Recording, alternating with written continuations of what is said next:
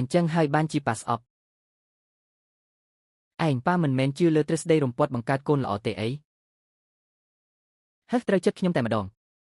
ខ្ញុំនឹងខ្ចីរំពាត់របស់គាត់មកជួយដេញឯងចេញពីត្រកូលភីឲ្យស្អាត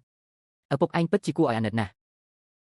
បើចង់បន្ទោសគឺបន្ទោសជោគវាសនាចង្រៃរបស់ឯងដែលធ្វើឲ្យម្ដាយឯងស្លាប់ក្នុងចិត្តប៉ាតែងតែមិនពេញចិត្តនឹងឯងរហូតមកតែវាក៏ល្អម្យ៉ាងដែរម្ដាយឯងស្លាប់ទៅគឺល្អហើយ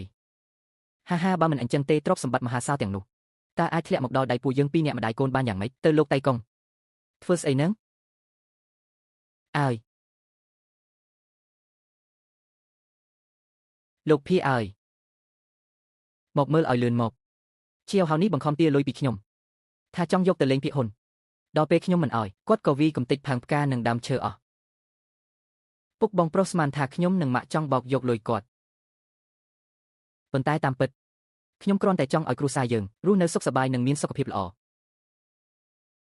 ចាប់ផ្ដើមរករឿងទៀតហើយមែនទេមើលទៅខ្ញុំត្រូវតែប្រដែងឲ្យដឹងដែរម្ដងហើយ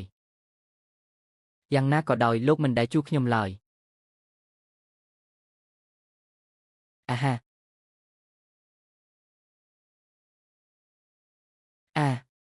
អូយមិនមែនទេច្រើនឆ្នាំមកនេះអ្នកទាំងពីរម្ដាយកូនរួមដៃគ្នាដើរទូដើម្បីបោកប្រាស់ខ្ញុំមែនទេឆ្លើយនឹងខ្ញុំមកលោកវាអ្ន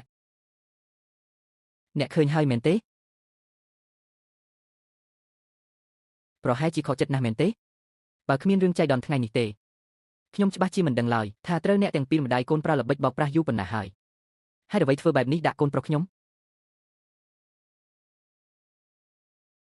មិនមែនបែបហ្នឹងទេលោកវីស្ដាប់ខ្ញុំពន្យល់សិនតើអ្នកទាំងពីរម្ដាយកូនបង្ខំឈៀវហេងឲ្យចាក់ចេញពីផ្ទះដោយរបៀបណាហើយថាតើអ្នកដណ្ដើមយកភាគហ៊ុនពីដៃគាត់តាមរបៀបណាខ្ញុំដឹងរឿងនេះច្បាស់ណាស់ឥឡូវនេះរៀបចំអីវ៉ាន់ភ្លាមទៅចេញពីត្រកូលភីឲ្យបាត់ទៅមិនមែនទេអ្នកមិនអាចដាច់ចិត្តបែបនេះទេមែនទេបើពួកយើងចាក់ចេញពីត្រកូលភីតើថ្ងៃក្រោយពួកយើងរស់នៅយ៉ាងម៉េចទៅខ្ញុំខ្លាចណាស់ឈប់វីទៅខ្ញុំប្រកល់របស់នោះឲ្យគេវិញមិនបានទេអីអង្គវរអ្នកកុំមកដណ្ដើមជាមួយពួកយើងអី